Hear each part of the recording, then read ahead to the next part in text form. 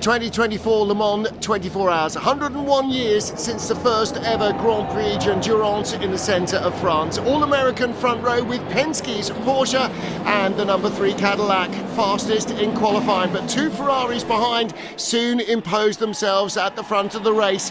The number 50 car would lead the very first lap, and the 51 car putting the Penske Porsche that started from pole under pressure to make it a red 1-2 in the early going. But nothing is ever that easy at Le Mans. When you race all the way round the clock twice, things happen. And this year things happened early on for the number 20 BMW Art Car, one of BMW's new hypercar contenders, off in the gravel at the final chicane on the lap. Well, a disappointment for the crew, and the extensively modified car would spend a lot of time in the garage. It was not destined to be a finisher. With the speed of the cars, safety precautions are always required on this circuit, much of which is public road for the other 51 weeks of the year. And the men and women in orange, the marshals that keep the drivers safe, were in for a long and busy weekend as ever. The BMW crew set to work with a will, but the car was never likely to be a strong contender after this impact. 2 brand new hypercars in the race from Lamborghini. Danny Kvyat, the ex-Grand Prix driver, spinning 63 into the gravel as he left the pits for his very first stint. Not an auspicious start, and it seemed to trigger a mirror reaction from his teammate, the number 19 car, spinning at Tertre Rouge. Fortunately, it survived without much injury. The same was true for the number 3 Cadillac. Over the brow in the S's, meandering onto the grass and rattling it down the barriers. Incredibly, there was no damage from the high-speed impact. But when you get away with this, you start to wonder whether Le Mans is smiling kindly on you. It wasn't on Alpine. 2 brand new hypercars. Freddie Habsburg had to park one of them with a spectacular engine failure at Mulsanne corner, the furthest point away from the pits on the circuit, and the sister car was dragged into the pits with a critical engine warning on the very same lap. They were fast, they were beautiful, they sounded great, but they need a bit more reliability in the engine department. The Iron Dames Lamborghini in the GT3 category had been in 3rd place. The all-female crewed car, though, was knocked into a spin by contact from the Porsche hypercar from the Penske team.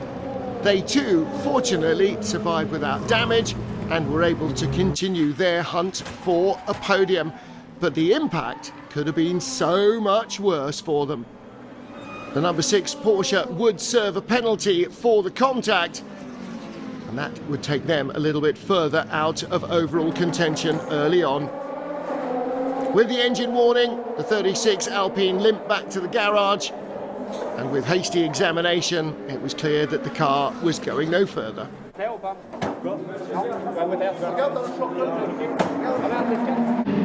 BMW's number 15 hypercar had been running fast and clean, and suddenly was at the side of the track with its front wheels removed.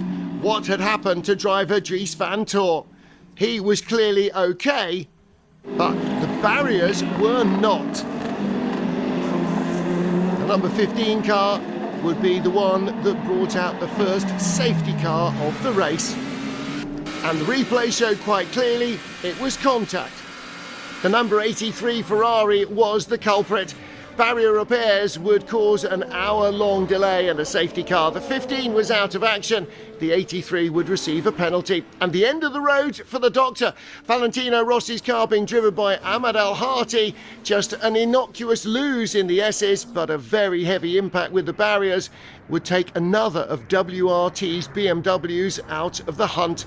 Both of their hypercars were off the road, and now their 46 GT3 was as well. They had 1 car left. Nightfall and the safety cars remained out for the barrier repairs on the Mulsanne straight. They were joined then by rain, and although it wasn't misty outside, for a number of the drivers visibility was extremely tough. The safety car remained out for more than 4 hours during the night, and by dawn the battle continued to rage.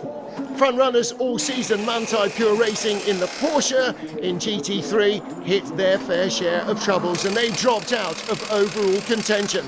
Their team car, the Manthey EMA Porsche, though, was still very much in the hunt. Nielsen Competitions' LMP2 car suffered damage, clattering the barriers in the S's as the slippery track caught him out on slick tyres. He wasn't the only one either. The number 4 car from Porsche Penske Motorsport heading into the Porsche curves. Again, the tyres designed for dry conditions, just not handling the still damp track.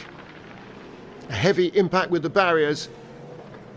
And there was even more drama. Heart of Racing's Aston Martin barrel rolled into retirement, bringing out another safety car period. Over the wet curbs, into the tyre wall, and a gentle roll onto the roof. Fortunately, as in all the other incidents, the driver was A-OK. But once more, the safety car was out for clear up. And when you ride on board, you can understand why.